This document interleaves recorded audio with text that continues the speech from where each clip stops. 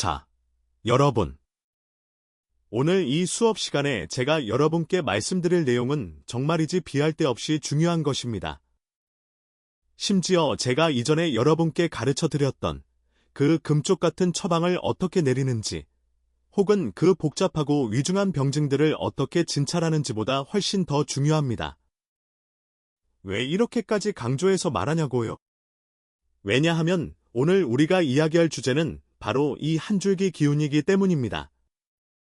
여러분 집안에 늘 존재하지만 눈에는 보이지도 않고 손으로 만져지지도 않으면서 정작 여러분의 운세를 결정짓는 바로 그 기운 말입니다. 저는 임상 현장에서 수십 년 동안 환자들을 보아왔습니다. 매일 진료실에 앉아오고 가는 그 수많은 환자분들을 바라보면서 제 마음은 늘 참으로 안타깝고 괴롭습니다. 그리고 때로는 아주 화가 나기도 합니다. 도대체 무엇 때문에 화가 나냐고요? 여러분이 나는 것을 너무나도 모르기 때문입니다. 정말 답답하게도 여러분은 자기 집안의 복을 담은 그 귀한 향이 타고 남은 재를 쓰레기 봉투에 담아 휙 버리고는 다시 고개를 돌려 저에게 와서 이렇게 묻습니다. 선생님, 왜 제가 약을 먹어도 도무지 효과가 없습니까? 선생님, 왜 제가 하는 그 사업이 계속 안 풀리고 주저앉습니까? 선생님, 왜 우리 아들은 저렇게 말을 안 듣고 속을 썩입니까? 제가 여러분께 분명히 말씀드립니다. 아주 많은 경우에 약이 효과가 없는 게 아닙니다. 여러분이 사는 환경, 여러분의 자장, 그리고 여러분이 만든 그 상에 아주 큰 문제가 생겼기 때문입니다. 제가 여기 앉아 계신 여러분께 한번 여쭤보겠습니다. 특히 연세가 좀 있으신 분들은 집에 조상님을 모시는 제단이나 불단이 다들 있으시죠? 아니면 명절이나 특별한 날에 절에 가서 향을 피우고 절을 올리시기는 할 겁니다. 제가 묻겠습니다. 그 향로 안에 향재가 가득 차서 밖으로 넘칠 때 여러분은 그걸 도대체 어떻게 처리하십니까? 여러분, 굳이 대답하지 않으셔도 됩니다. 저는 눈을 감고도 다 맞출 수 있으니까요. 저는 너무나 많은 사람들을 보아왔습니다.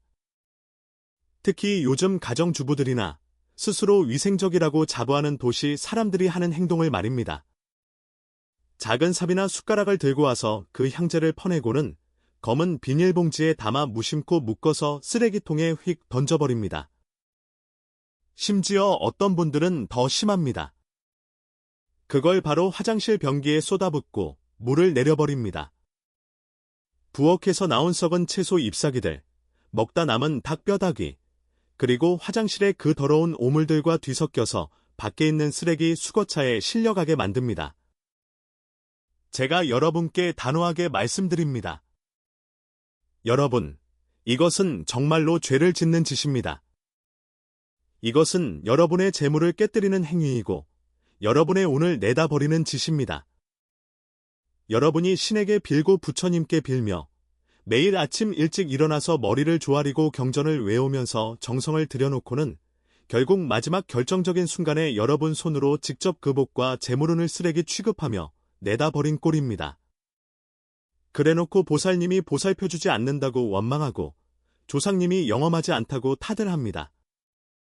이건 여러분 자신이 이치를 몰라서 그런 겁니다. 많은 분들이 이렇게 반문하실 겁니다. 선생님, 그게 그냥 재 아닙니까? 나무가 다 타고 남은 찌꺼기일 뿐이잖아요. 화학적으로 따지면 탄산칼슘이나 탄소 덩어리 아닙니까? 그게 뭐가 그렇게 아깝습니까? 틀렸습니다. 아주 크게 틀렸습니다.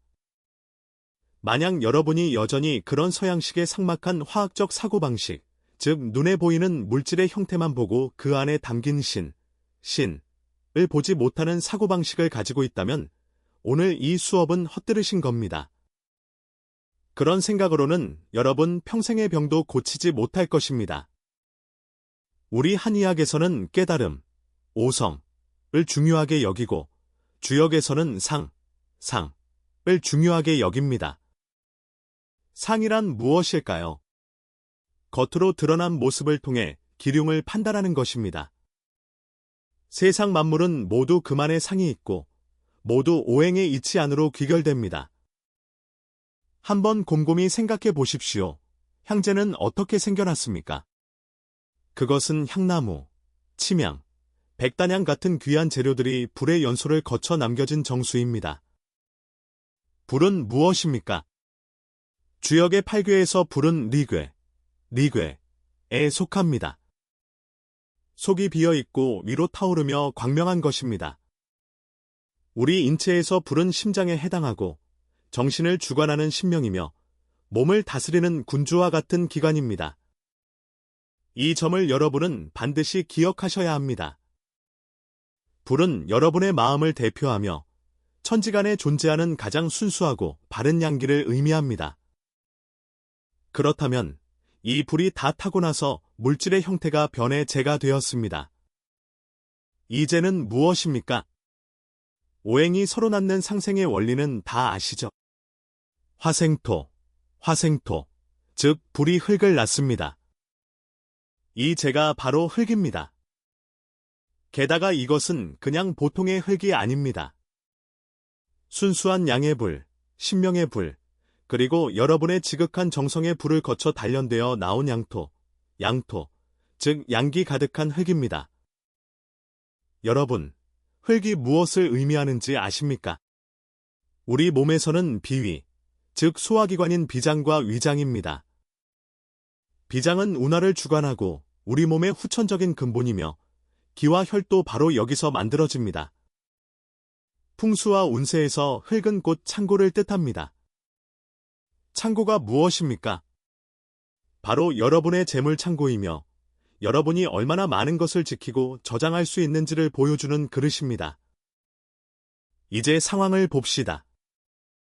여러분은 신명을 보호하고 순수한 양기를 대표하는 불에서 태어난 이 가장 귀한 양토를 악취와 세균과 음기로 가득 찬 깊은 쓰레기통에 쏟아부었습니다. 이것을 뭐라고 합니까? 주역에서는 이를 강기수호, 양기수호라고 합니다.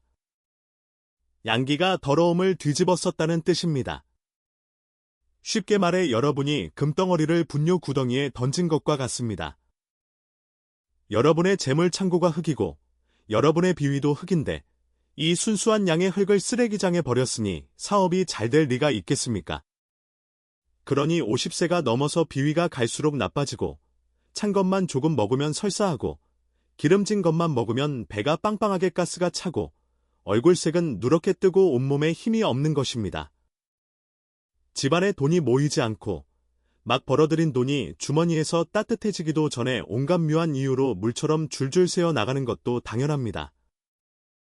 오늘 저는 여러분께 저 구름 잡는 듯한 허황된 미신을 이야기하려는 게 아닙니다.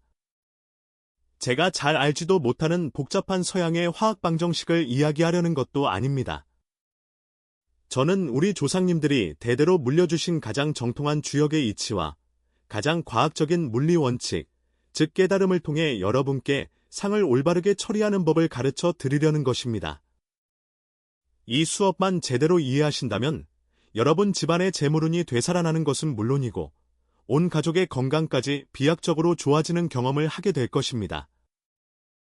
우리 한국 사람은 하늘을 공경하고 조상을 본받는 정신을 중요하게 생각합니다. 이건 그저 입으로만 떠드는 게 아닙니다. 매일 친구들에게 부처님 그림을 문자 메시지로 보내거나 경전 구절을 공유한다고 해서 해결되는 게 아닙니다. 하늘은 여러분의 실제 행동을 보고 여러분의 마음가짐을 봅니다. 요즘 몸이 안 좋아 병원에 가서 검사를 받으면 양방 의사 선생님들은 뭐라고 합니까? 아이고, 어르신. 이 수치는 높고 저 수치는 낮네요. 콜레스테롤이 어떻고 혈압이 높습니다. 그러고는 화학약품을 한 움큼 처방해주며 밥처럼 매일 먹으라고 합니다. 고혈압엔 혈압약, 당뇨엔 당뇨약. 그렇게 먹어서 마지막엔 어떻게 됩니까? 여러분 주변을 한번 둘러보십시오. 혈관은 과자처럼 약해지고 신장은 망가져 투석을 하러 다니고 심하면 발가락이 썩어 절단까지 합니다. 왜 그런 일이 벌어질까요? 그들은 오로지 형, 즉 눈에 보이는 숫자와 검사지만 보고 그 안에 담긴 기를 보지 못했기 때문입니다. 그들은 여러분의 증상을 억제하고 있을 뿐 병을 근본적으로 고치고 있는 게 아닙니다. 집안의 풍수도 똑같은 이치입니다. 향로는 여러분 집안의 보물단지이고 향재는 그 보물단지 안의 금모래입니다. 금모래를 쓰레기 취급하는데 집안 운이 좋아질 수 있겠습니까? 이제 제가 직접 진료했던 3가지 사례를 말씀드리겠습니다. 이 사례들은 모두 피눈물 나는 교훈이자 살아있는 기적과도 같은 이야기입니다. 저는 여러분이 이 3가지 이야기를 머릿속에 깊이 새겨두셨다가 나중에 비슷한 상황을 만나면 어떻게 대처해야 할지 아시길 바랍니다. 첫 번째 사례는 파산과 중풍에 관한 이야기입니다. 여기 계신 분들 중 사업하시는 사장님들이나 가족 중에 사업하는 분이 계시다면 귀를 쫑긋 세우고 잘 들으십시오. 대략 3년 전쯤 물류 사업을 크게 하시는 김 사장님이라는 분이 계셨습니다. 올해 58 정도 되셨는데 운전기사와 비서 2사람의 부축을 양쪽에서 받으며 제 진료실로 힘겹게 들어오셨습니다. 그날 비가 왔던 게 기억납니다. 들어오시는데 얼굴을 보니 관우처럼 붉었지만 건강한 붉은색이 아니라 돼지 간처럼 검붉은 색이었습니다. 눈에는 핏발이 가득 서서 흰자가 거의 안 보일 정도였죠. 걸을 때 오른쪽 발을 바닥에 질질 끌고 계셨는데 오른쪽 발이 들리지 않아 억지로 끌면서 걷는 것이었습니다. 한의학에서 이걸 뭐라고 합니까? 맥을 짚어보지 않아도 딱 보면 압니다. 전형적인 중풍 전조 증상, 간양상항으로 기혈이 거꾸로 치솟아 언제든 뇌출혈이 올 수 있는 위급한 상태였습니다. 자리에 앉자마자 거친 숨을 몰아쉬며 저에게 말씀하시더군요. 선생님, 정말 갈 곳이 없어 막다른 골목에 다다른 심정으로 선생님을 찾아왔습니다. 저는 도무지 이해가 안 갑니다. 저는 평소에 나쁜 짓도 안 하고 좋은 일도 많이 했습니다. 집에는 재물신을 모시고 있고 이름난 큰 스님께 부탁드려 계안까지 받았습니다. 매일 아침 저녁으로 향을 3자루씩 피우고 출장 갈 때도 아내에게 대신 피우라고 부탁할 정도로 정성을 다했습니다. 제 사업이 원래 차가 수백 대가 있을 정도로 컸는데 지난 2년 사이에 도대체 왜 그런지 모르게 운세가 급격히 곤두박질 쳤습니다. 제가 어떻게 곤두박질 쳤냐고 물으니 정말 기가 막힌다고 하더군요. 정말 귀신이 곡할 노릇입니다. 1년 사이에 제 차가 3번이나 큰 사고가 나서 배상금 물어주느라 돈 깨진 건 말할 것도 없고 소송까지 해야 했습니다. 게다가 얼마 전엔 물류창고의 원인 모를 불이 나서 귀한 전자제품들이 다 타버렸습니다. 고객들은 주문을 취소하고 도망가고 심지어 저를 따라 10년을 일한 믿었던 동생 같은 직원이 공금을 들고 도망갔습니다. 지금은 쫄딱 망해서 빈털터리가 되었고 제 몸까지 이렇게 무너졌습니다.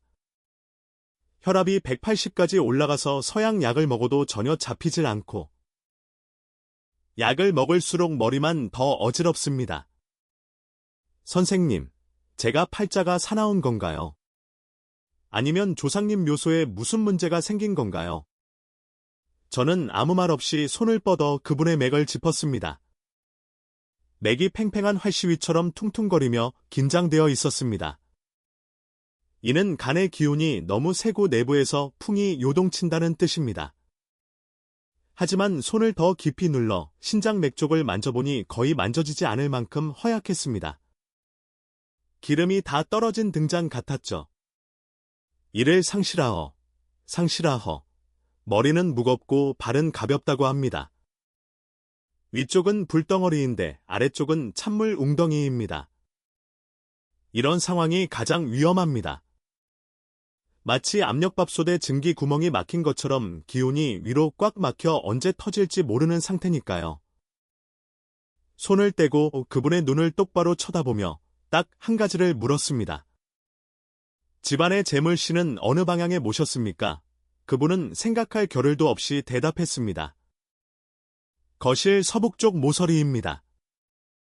풍수지리 보시는 분이 와서 잡아주셨습니다. 제가 말했습니다. 위치는 맞습니다.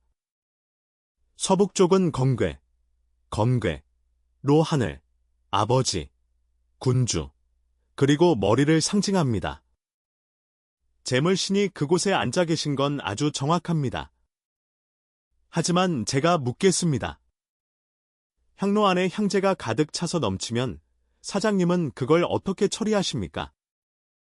이 질문에 그분은 멍한 표정을 지으시더군요. 한 번도 깊게 생각해 본 적이 없거나 너무 사소한 질문이라 생각했나 봅니다. 그걸 어떻게 처리하냐니요? 그냥 가사 도우미 아주머니가 알아서 치웁니다.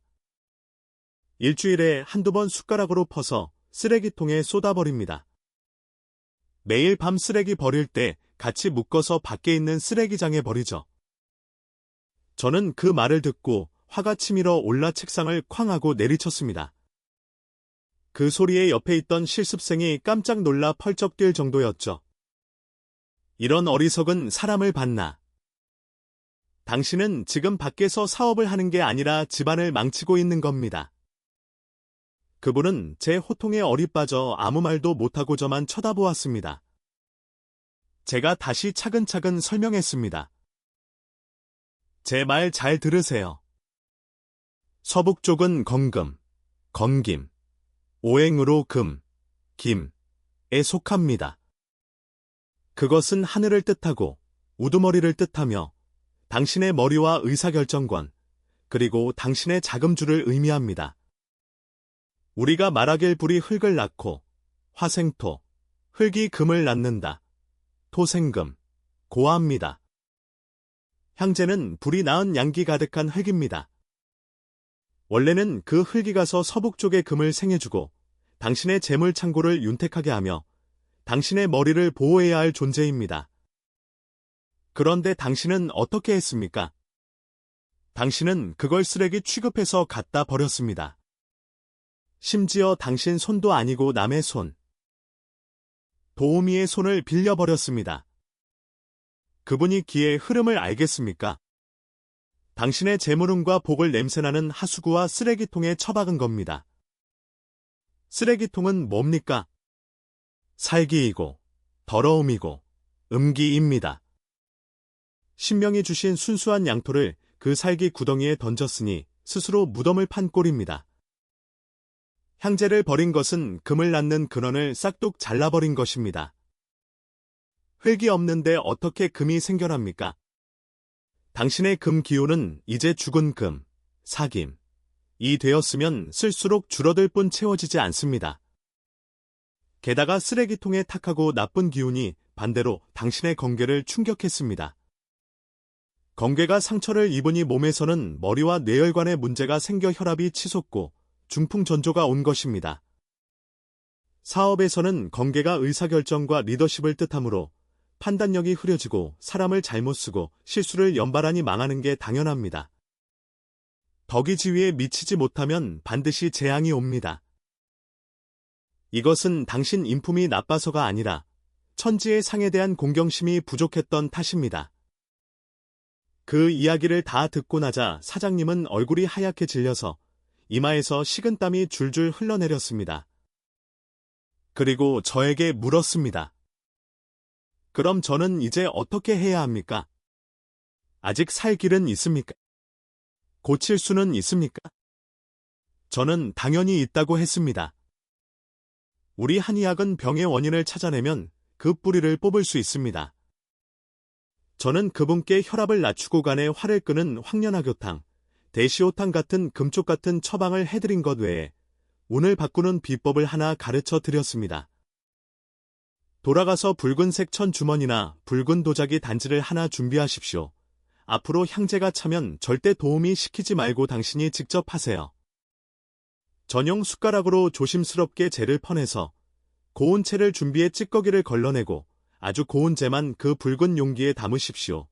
이것을 뭐라고 하느냐? 티끌 모아 태산이요. 재물 창고를 봉인하는 것입니다. 그리고 그 단지가 꽉 차면 날씨가 아주 맑고 화창한 날을 골라 교회로 나가십시오. 소나무나 잣나무 같은 사철 푸른 나무뿌리 아래 구덩이를 파고 공손하게 묻으십시오. 아니면 집안에 잎이 넓은 발재수, 돈나무 같은 화분이 있다면 그 흙 위에 아주 얇게 솔솔 뿌려주십시오. 이것이 흙으로 돌아가는 것이며 제가 흙으로 돌아가 나무를 기르고 나무는 다시 불을 낳는 끝없는 생명의 순환을 만드는 것입니다. 이 순환을 연결하면 당신의 막힌 기운이 뚫리고 재물운이 다시 살아날 것입니다. 그분은 돌아가서 제가 시킨 그대로 실천했습니다. 반년 뒤에 다시 오셨을 때 그날은 부축해주는 사람도 없이 혼자서 바람을 일으키며 위풍당당하게 들어오셨습니다.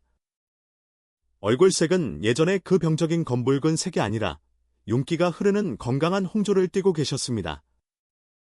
마치 얼굴에 좋은 기름을 바른 듯 반질반질했죠. 혈압도 130 정도로 안정되어 그 독한 양약을 먹지 않아도 되었습니다. 가장 중요한 건 그분이 아주 흥분해서 저에게 이렇게 말씀하시더군요. 선생님, 정말 신통방통합니다. 선생님이 알려주신 대로 형제를 처리하고 한 석 달쯤 지났을까요? 사업에 갑자기 큰 반전들이 생기기 시작했습니다. 다 죽었던 거래처가 다시 돌아와서 다른 물류회사는 안 되겠다. 김 사장님하고 해야겠다고 하질 않나. 돈 들고 도망갔던 그 직원이 경찰에 잡혀서 돈을 절반 이상 되찾았습니다. 여러분, 보십시오. 이건 미신이 아닙니다. 이것이 바로 기의 감흥입니다. 마음이 공경하고 행동이 하늘의 도리에 부합하니 운세가 자연스럽게 제자리로 돌아온 것입니다. 다음으로 두 번째 사례를 말씀드리겠습니다. 이건 건강, 특히 집안 안주인의 건강에 관한 이야기입니다. 여기 계신 여성분들 중에서 최근 몸이 안 좋고 마음이 심란하고 짜증이 나는 분들은 반드시 들으셔야 합니다. 45세 정도 된 이 씨라는 여성분이었는데 전형적인 가정주부였습니다. 불면증, 심한 불안증, 그리고 심각한 위장병으로 저를 찾아왔습니다. 서양 병원에서는 진단명이 뭐였을까요? 불안장애니, 갱년기니, 신경증이니 하며 이름만 잔뜩 붙여놓고 항우울제를 먹이고 있었습니다. 약 기운에 취해 하루 종일 멍하고 시체처럼 걸어 다니는 꼴이었죠. 제 맞은편에 앉아 이야기를 하면서 계속 울더군요. 선생님, 정말 사는 게 지옥 같아서 못 살겠습니다. 남편은 매일 밖에서 술 마시고 접대하느라 늦고 집에 오면 저와 싸웁니다. 저보고 상냥하지 않다느니 얼굴색이 어둡다느니 구박합니다. 큰아들은 사춘기라 반항심이 가득해서 집에 안 들어오려 하고 들어와도 방문을 쾅 닫고 맙니다. 무슨 말만 하면 대들고요. 저는 몸이 너무 안 좋아 먹는 족족 설사하고 몸은 장작처럼 말라가는데 차라리 죽어버리고 싶습니다. 제가 그분의 얼굴을 보니 비장의 흙기운을 나타내는 노란색이 떴는데 그게 윤기 없이 바싹 마른 흙빛이었습니다. 비위가 극도로 허약해져서 영양분을 전혀 흡수하지 못하고 운화하지 못하는 상태였죠. 제가 물었습니다. 집에 향을 피우십니까? 그분이 대답했습니다. 네, 불심이 깊어 집에 불당을 차려놓고 매일 경전 읽고 기도합니다. 제가 이어서 물었습니다. 그럼 향제는 어떻게 처리하십니까? 그러자 그분이 말했습니다. 선생님, 향제가 병을 고치는 좋은 약이라는 소리를 듣고 저는 그 재를 모아뒀다가 물에 타서 마십니다. 선수, 신선의 물, 나면서 마십니다. 그리고 때로는 집안 구석구석에 뿌려서 나쁜 기운을 쫓고 액땜을 합니다. 저는 그 말을 듣고 정말 기절할 뻔했습니다. 이것은 또 다른 극단적인 잘못입니다. 제가 여러분께 경고합니다. 지금 시중에서 파는 향들 중에는 화학성분으로 만든 것, 중금속이 들어간 것, 불 잘 붙으라고 연소, 촉진제를 넣은 것들이 얼마나 많은지 아십니까? 여러분이 직접 깊은 산속에서 약초를 캐서 만든 것이 아니라면 절대로 향제를 직접 먹어서는 안 됩니다. 물에 타 먹다니요. 이건 제 명을 재촉하는 진리고 독약을 마시는 것과 같습니다. 이것이 첫 번째 잘못입니다. 두 번째로 구석에 뿌린다는 게 문제였습니다. 어디에 뿌리냐고 물으니 화장실 문 앞, 베란다의 어두운 구석, 침대 밑에 뿌린다고 했습니다. 제가 말했습니다. 아이고, 이 어리석은 사람아. 향제가 비록 양토로서 신명의 에너지를 담고 있다지만 그걸 바닥에 뿌려서 사람들이 밟고 다니게 하는 건 신명을 짓밟은 것이고 당신의 복을 짓밟은 것입니다. 게다가 화장실은 어떤 곳입니까? 오물과 음기가 가장 강한 곳입니다. 베란다 구석도 음습한 기운이 모이는 곳이죠. 신성한 향제를 그런 곳에 뿌려 더러운 기운과 섞이게 하면 이걸 금양박잡, 음양박잡이라고 합니다. 깨끗한 밥을 구정물통에 부은 꼴입니다. 한의학에서 비위는 흙, 토입니다. 여러분 꼭 기억하십시오. 집안의 환경은 여러분 몸의 투영입니다.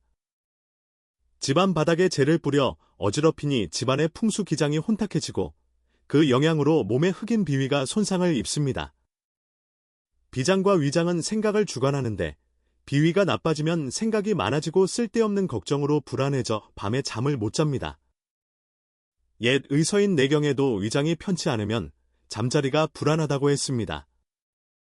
게다가 주역의 공괴는 땅이자 어머니, 즉 집안의 여자 주인을 상징합니다. 당신이 집안의 흙을 더럽히고 어지럽혔으니 집안의 주인인 당신 몸이 성할 리가 있습니까? 집안의 기운이 엉망진창이고 탁한 기운으로 가득 차 있으니 아이들이 집에 들어오면 비록 풍수는 모를지라도 본능적으로 불편하고 답답하고 짜증이 나는 겁니다. 그러니 집에 안 들어오려 하고 반항하는 것이지요.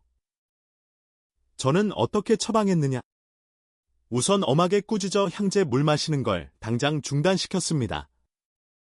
그건 약이 아니라 독입니다.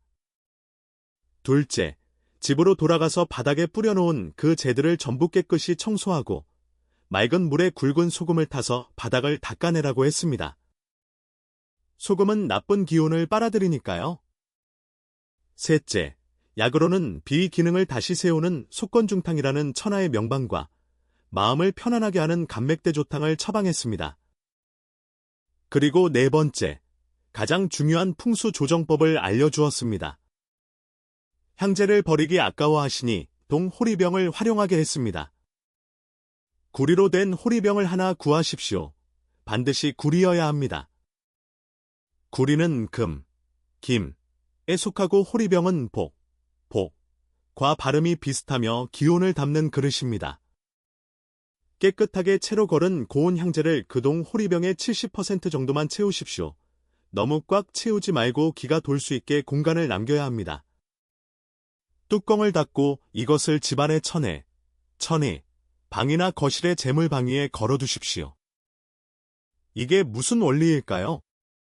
흙이 금을 낳는 토생금의 원리로 호리병 안에서 금의 기운이 살아나고 호리병은 나쁜 살기를 흡수해줍니다.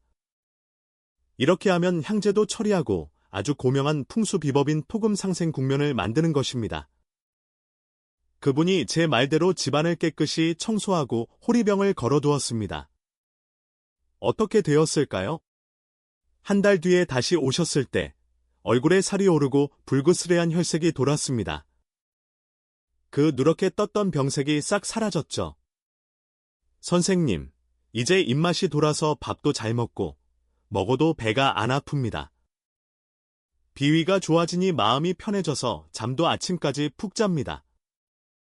제가 짜증 안 내고 잔소리 안 하니 남편도 일찍 들어오고 아들이 방문을 열고 나와서 저에게 말을 겁니다. 집안 분위기가 완전히 바뀌었습니다. 이것이 바로 풍수와 한의학의 연결이며 마음과 기운의 연결고리입니다. 마지막 사례는 효도와 장수에 관한 것입니다. 부모님 건강이 걱정되는 분들은 잘 들으세요. 제 제자 중에 저를 오래 따라다닌 아주 효심 깊은 친구가 있었습니다. 그 친구 아버님이 70대이신데 추위를 너무 타서 손발이 얼음장 같고 겨울엔 외출도 못하십니다. 조금만 찬 바람을 쐬면 기침에 천식을 하여 숨을 못 쉬십니다. 전형적인 소음증, 심장과 신장의 양기가 허약해서 몸의 불씨가 꺼져가는 상태였죠. 제자 녀석이 묻더군요.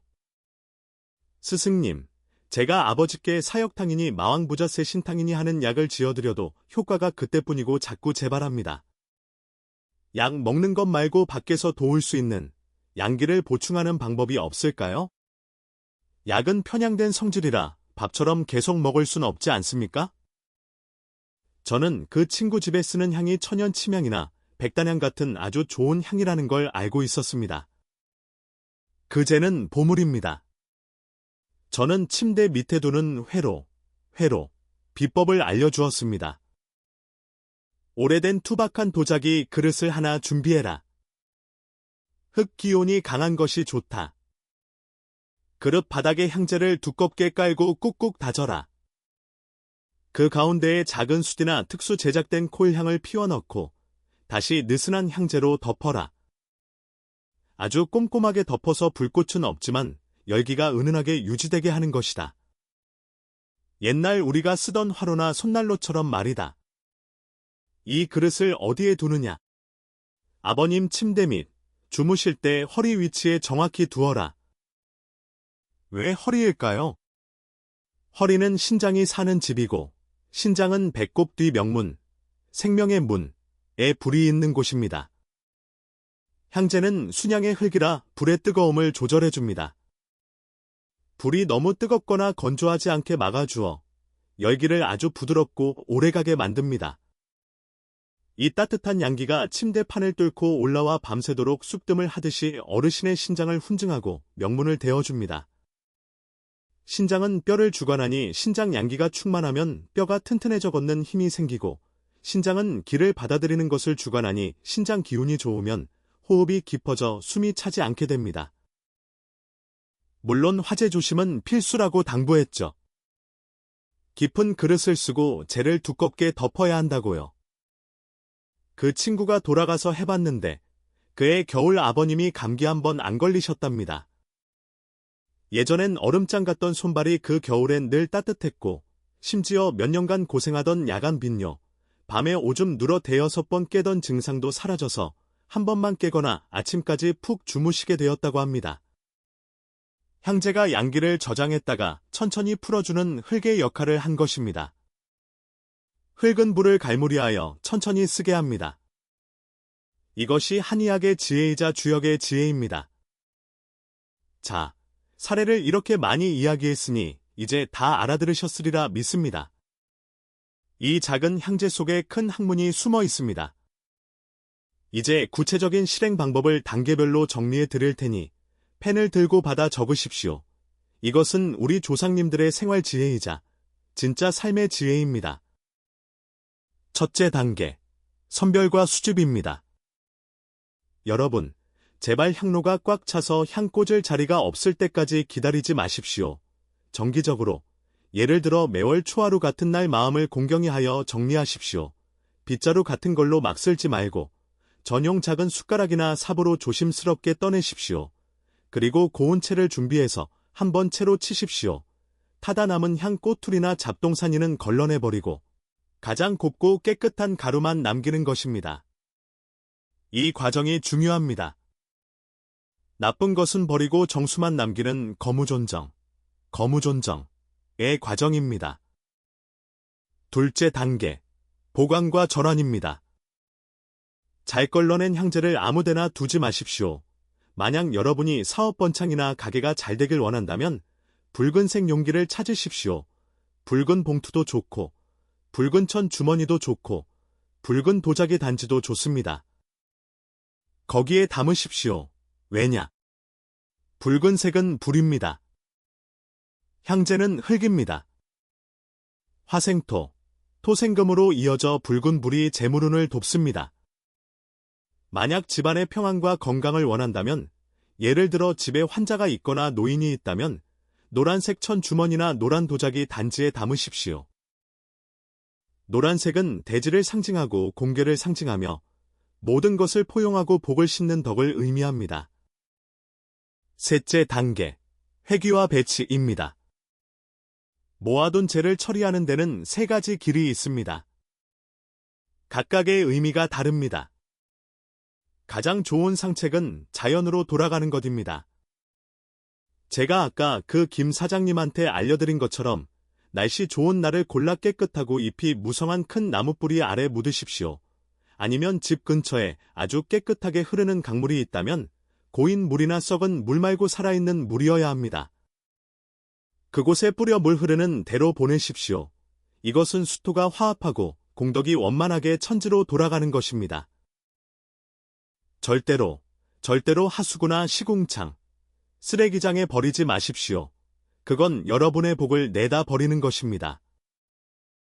두 번째 중책은 흙을 금으로 바꾸는 것입니다. 도시에 살아서 묻을 땅도 없고 강도 없다면 집에 화초 키우시죠. 그 화분 흙 위에 아주 얇게, 마치 눈 내리듯 살짝 뿌려주십시오. 주의할 점은 너무 두껍게 뿌리면 안 됩니다. 알칼리성이 강해서 식물이 타 죽을 수 있습니다. 비료 주듯 조금만 주면 집안에 양기를 심어 식물의 생기를 북돋우는 것입니다. 세 번째 비책은 집을 지키고 몸을 보호하는 것입니다. 앞서 말한 똥 호리병 외에도 평안 부적을 만들 수 있습니다. 아주 깨끗한 향재 한 줌을 노란 종이에 싸서 삼각형으로 접은 뒤 붉은 주머니에 넣어 아이들 가방 속이나 목에 걸어주십시오. 아이들은 혼백이 불안정해서 잘 놀라고 나쁜 기운에 휘둘리는데 향재는 신전에서 오랫동안 향불을 쬐어 양기가 강함으로 나쁜 것을 누르고 몸을 지켜줍니다. 또 하나, 집안의 모서리가 깨지거나 부족한 곳, 예를 들어 서북 쪽이 비어있거나 큰 창문이라 기운이 빠져나가는 곳에 향재를 담은 단지를 두면 그 두터운 흙기운이 빠진 기운을 메워주는 역할을 합니다. 여러분, 오늘 제가 향재 이야기를 했지만 사실은 무엇을 이야기하고 있는 겁니까? 여러분의 마음가짐, 여러분의 기질에 대해 이야기한 것입니다. 주역에서는 백성은 날마다 쓰면서도 알지 못한다고 했습니다. 진리는 우리 일상 밥 먹고 물 마시는 데 있습니다. 한 줌의 재를 대하는 태도에서 여러분이 세상 만물과 조상님을 대하는 태도가 드러납니다. 함부로 버린다는 건 마음이 붕 떠 있다는 것이고 소중함을 모른다는 것이며 오만하다는 증거입니다. 소중함을 모르고 오만한 사람에게 어떻게 재물운이 붙겠습니까? 어떻게 몸이 건강하겠습니까? 우리가 한의학을 배우고 주역을 배우는 건 미신을 쫓아 부적을 태우고 빌면 부자가 된다는 헛소리를 믿으라는 게 아닙니다. 만물의 이치와 규율을 깨달으라는 것입니다. 향재는 여러분의 미래에 대한 희망과 가족에 대한 축복을 담았던 에너지입니다. 그 염원이 에너지입니다. 그것을 잘 활용해 자연으로 돌려보내거나 집안을 지키는 데 쓰면 긍정적인 에너지가 이어지지만 쓰레기 취급하면 그 에너지를 끊어버리고 부정적인 에너지를 만드는 것입니다. 나이 들어 은퇴하고 할 일 없다고 마음 허해하지 마시고 몸 좀 아프다고 해서 병원 수치에만 매달려 겁먹지 마십시오. 혈압계 눈금 조금 올라갔다고 당황해서 밖에서 엉터리 도사들 말 듣고 비싼 물건 샀거나 이상한 건강식품 드시지 마십시오. 저는 여러분이 그러지 않기를 바랍니다. 최고의 풍수는 여러분의 바른 기운이고 최고의 법구는 화목한 가정과 만물에 대한 공경심입니다. 향재를 잘 처리하는 것, 이 작은 행동 하나가 여러분의 마음을 차분하게 만들고 매사에 공경하고 세심하게 복을 짓는 습관을 만들어 줄 것입니다. 여러분이 이런 디테일에 신경 쓰기 시작하면 마음이 안정됩니다. 마음이 안정되면 기가 순조롭고 기가 통하면 혈이 통하여 만병이 생기지 않습니다. 마음이 안정되면 지혜가 생기고 지혜로우면 올바른 결정을 내려 재물운이 저절로 따라옵니다. 이것이 제가 오늘 여러분께 가르쳐 드리는 운을 바꾸는 비법입니다. 마술이 아니라 정도입니다. 집에 돌아가셔서 여러분의 향로를 한번 보십시오. 그동안 잘못했다면 괜찮습니다. 몰라서 그런 건 죄가 아닙니다. 오늘부터 고치면 됩니다. 딱 3개월만 꾸준히 실천해 보십시오. 집안 분위기가 달라지고 몸이 편안해지며 이유 없이 꼬이던 재수없는 일들이 줄어들고 마땅히 여러분 것이어야 할 그 복과 재물이 자연스럽게 돌아올 것입니다. 이것이 하늘과 땅의 힘입니다. 알아들으셨습니까? 알아들으셨으면 돌아가서 꼭 실천하십시오. 듣기만 하고 행하지 않으면 소용없습니다. 오늘 수업 마칩니다.